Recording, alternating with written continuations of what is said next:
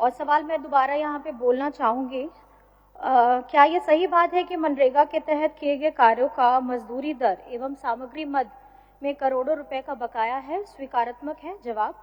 और इसमें मेरा दूसरा था कि अगर ये क्या सरकार मजदूरी दर में मद में कितना बकाया है एवं सामग्री मद में कितना बकाया है तथा भुगतान में हुए इस विलंब के लिए जिम्मेवार पदाधिकारियों पर कार्रवाई का विचार रखती है? अगर रखती है तो कब करेगी? क्योंकि जो उत्तर आया है अध्यक्ष महोदय, उसमें मुझे जो ज्ञात हुआ है कि मनरेगा के अंतर्गत मजदूरी दर की राशि जो है वो 533 करोड़ रुपए बकाया है और सामग्री मद 643 करोड़ रुपए बकाया है। तो मैं माननीय मंत्री जी से इसका जवाब जानना चाहूंगी। माननीय मंत्री जी। अध्यक्ष महोदय, माननीय सदस्य कल्पना जी का जो सवाल था उसके विषय में बहुत स्पष्ट शब्दों में सरकार ने जवाब दिया है।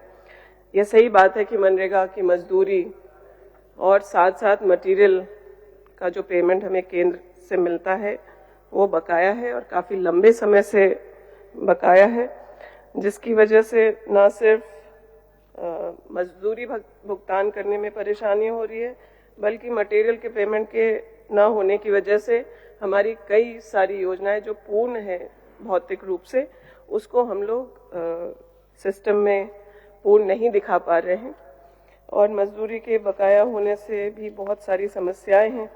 और जो इनका दूसरा सवाल है कि पदाधिकारियों पर कब कार्रवाई होगी, तो उसके बारे में मैं कहना चाहती हूं कि विभाग के द्वारा लगातार केंद्र से पत्राचार या विभाग से जो पदाधिकारी हैं वो जाके केंद्र में बात करने की कोशिश कर रहे हैं, लेकिन यह विलंब है और उसमें मुझे नहीं लगता कि कहीं से हम लोगों के राज्य सरकार के पदाधिकारियों की गलती है। तो इसी तरह इसलिए कोई कार्रवाई की बात जो है वो पदाधिकारियों के ऊपर नहीं है। अध्यक्ष महोदय। अध्यक्ष महोदय, मैं बस इतना कहना चाहती हूँ क्योंकि देश में जो विभिन्न राज्य हैं, आपका हरियाणा, पंजाब, महाराष्ट्र, गोवा, तमिलनाडु, केरल, ये सभी राज्यों में झारखंड की अपेक्षा 40 से 50% ज्यादा मजदूरी दी जाती है। वहीं भारत सरकार अगर आप हरियाणा में देखेंगे तो 376 रुपए देती है और झारखंड में 235 रुपए देती है। तो ये अपने आप में बहुत बड़ी विसंगति है कि झारखंड में अगर आप देखेंगे अभी हमारा 1 करोड़ 3 लाख से ज्यादा मजदूर जो हैं वो मनरेगा से जुड़े हुए हैं और हमारा झारखंड राज्य है जिसमें सबसे ज्यादा आबादी 80% आबादी हमारी गांव में रहती है। तो कहीं ना कहीं इस योजना के तहत अगर भुगतान देर से होता है, आप समझ सकते हैं कि झारखंड के मजदूरों की स्थिति क्या है। एक तो मजदूरी जो है वो कम है, ऊपर से अगर ये विलंब होता है तो उनके पास इतनी संपत्ति नहीं है कि 3, 4, 5 महीने, 6 महीने, साल भर रुक पाए। तो मेरा प्रश्न ये है कि ये काफी संजीदा प्रश्न है मजदूरों के नाम पे। अगर आप देखा जाए कि झारखंड को एज अ मजदूर के सोर्सेस के रूप में ना देखा जाए, और अगर ये सवाल है कि यहाँ की मजदूरी इतनी कम क्यों है, मेरा सदन के माध्यम से ये मैं प्रश्न रखना चाहूंगी कि झारखंड के मजदूरों का दर भी बढ़ाया जाए। और क्योंकि हमारे झारखंड में मेरा एक और माननीय मंत्री जी से प्रश्न होगा कि करीब अगर आप हिसाब लगा लीजिए, चाहे सामग्री का मद हो या फिर हमारे मजदूरों का मद हो, कुल मिलाकर के 1200 करोड़ का बकाया है। इतनी बड़ी राशि हमारे मजदूरों का बकाया है, इसकी आवाज कौन उठाएगा अध्यक्ष महोदय? और पहली बात है कि, और दूसरी बात, क्योंकि कोई भी ग्रामीण के लिए ये मनरेगा एक मात्र योजना नहीं है, ये उनकी जीवन रेखा है। तो ये सवाल है कि ऐसे विलंब के भुगतान में अगर ये देरी हो रही है तो क्या ऐसा कोई प्रावधान है कि हमारे मजदूरों को क्षतिपूर्ति की कुछ प्रावधान किया जाए? ऐसा कोई कुछ अगर है तो मैं माननीय मंत्री जी से जानना चाहूंगी। माननीय मंत्री जी, संसदीय कार्य मंत्री मदद करना चाहते हैं। चलिए। अध्यक्ष महोदय, ये बात सही है कि 647 करोड़ रुपए सामग्री मद में और मजदूरी मद में 484 करोड़ रुपया आज के दिन बकाया है और इससे बहुत ही परेशानी राज्य के मजदूरों को हो रही है। विभाग इस बात को एक्सेप्ट करता है।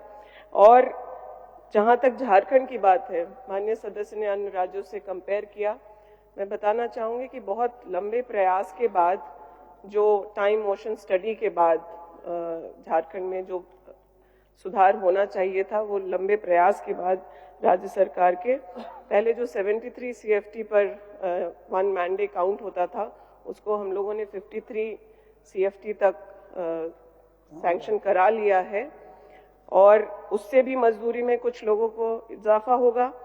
साथ ही साथ विभाग इस वैकल्पिक व्यवस्था पर भी चर्चा कर रही है। माननीय मुख्यमंत्री जी से भी चर्चा हुई है। मनरेगा की मजदूरी झारखंड में आज बहुत दर जो है वो बहुत ही कम है, और हम लोग सब महागठबंधन में चुनाव लड़के आज सत्ता में है। हम लोगों के भी मैनिफेस्टो में, चाहे वो JMM हो, RJD हो, कांग्रेस हो, सभी के मैनिफेस्टो में मजदूरी दर कम से कम 400 रुपए हो, इस बात को हम लोगों ने कमिट किया है। राज्य सरकार बहुत ही विपरीत परिस्थिति में जो स्कीम्स है उसको चला रही है। अबू आवास एक उसका एग्जाम्पल है, जहां राज्य को खुद के संसाधनों से पूर्ण रूप से राज्य संपोषित योजना अबू आवास को चला रही है। जब प्रधानमंत्री आवास बंद किए गए तो राज्य ने यह निर्णय लिया माननीय मुख्यमंत्री जी के नेतृत्व में कि अबू आवास जैसी योजना हमारे ही विभाग से चलाया जाए। तो हम लोग इस बात पर सिर्फ गंभीर ही नहीं, बहुत चिंतित हैं कि राज्य के मजदूरों को कैसे जो है पर्याप्त राशि दी जाए। और मैं ये विभाग से नहीं, लेकिन हमारी पार्टी से जुड़ी हुई बात है।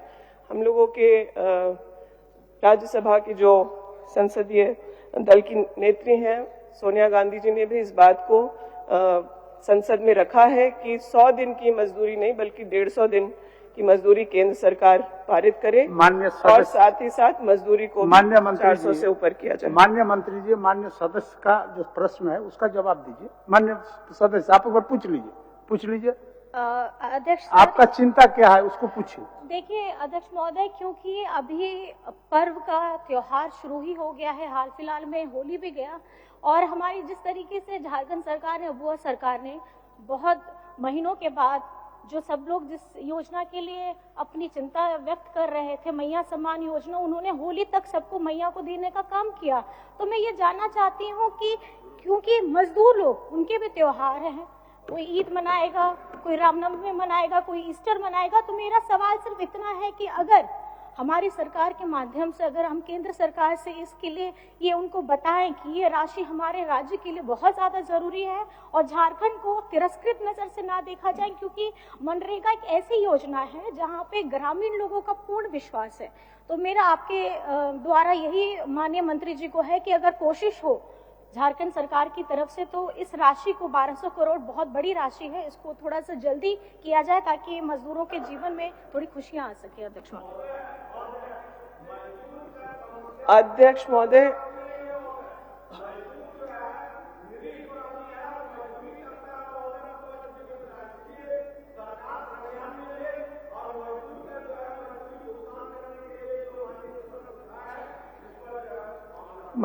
महोदय, ये बहुत ही संवेदनशील मुद्दा है, और जो बकाया राशि है उस पर आगे किस तरीके से हम लोग काम करके विभाग अन्य प्रयास करके मजदूरों का भुगतान जल्द से जल्द करा सकती है, उसको हम लोग एक बार देख के आगे वित्त तक पहुंचाएंगे, और CM सर के भी अनुमोदन के बाद इसको पूरा हम लोग दिखा लेते हैं एक बार, और प्रयास करते हैं कि जिस तरह से अन्य योजनाएं राज्य सरकार अपने संसाधनों से कर रही है, इसको भी कर पाएगी क्या? कुछ संसदीय कार्य मंत्री महोदय, सीधे प्रत्यक्ष तौर पर तो इस प्रश्न के संदर्भ में मुझे कुछ नहीं बताना है, ना ही कुछ पूछना है, लेकिन मैं माननीय सदस्य श्रीमती कल्पना मुर्मू सोरेन जी को बधाई देता हूं कि इस प्रश्न के माध्यम से राज्य की जनता को वो वास्तविकता सामने आई है कि किन कारणों से पैसा नहीं मिल रहा है।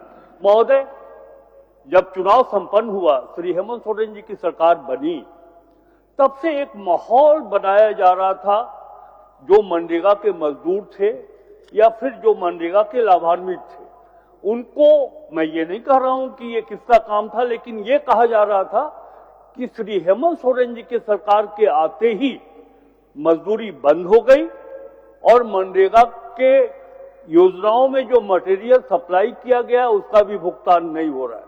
बधाई इसलिए मैं दे रहा हूं कि आज आपके प्रश्न के माध्यम से लोगों को ये ज्ञात हुआ है कि लगभग 1100 करोड़ रुपए भारत सरकार को देना था, वो पैसा नहीं मिला, जिसके कारण मजदूरी का भुगतान नहीं हो पा रहा है और मटेरियल हेड का पैसा नहीं जा रहा है।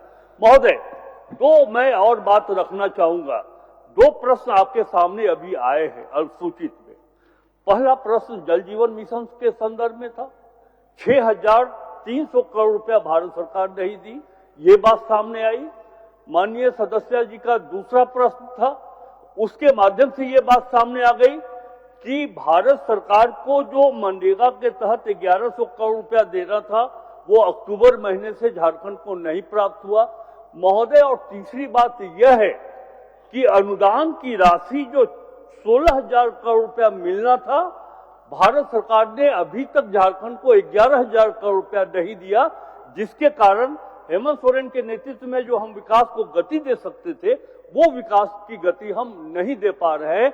मैं ये कहना चाहूंगा कि ये सारे जो प्रश्न सामने आए हैं, जो उत्तर हुआ है, इससे ये प्रमाणित हो जाता है कि केंद्र सरकार झारखंड के साथ सौतेला व्यवहार कर रही है।